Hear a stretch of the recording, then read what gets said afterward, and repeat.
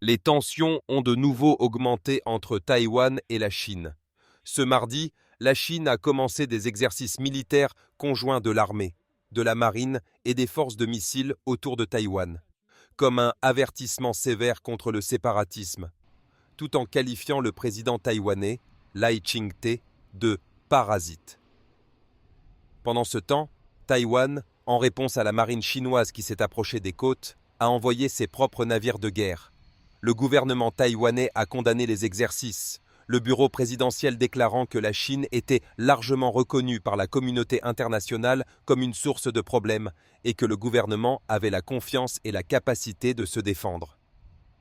Le gouvernement taïwanais a rejeté les revendications de souveraineté de Pékin, affirmant que seul le peuple de l'île pouvait décider de son avenir.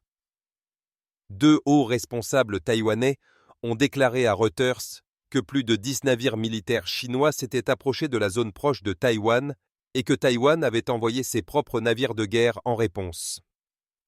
Un haut responsable de la sécurité à Taïwan a déclaré à Reuters, en citant des évaluations internes, que Pékin devait éviter toute collision perçue avec Washington avant les négociations commerciales États-Unis-Chine, et c'est pourquoi Taïwan était devenu un prétexte.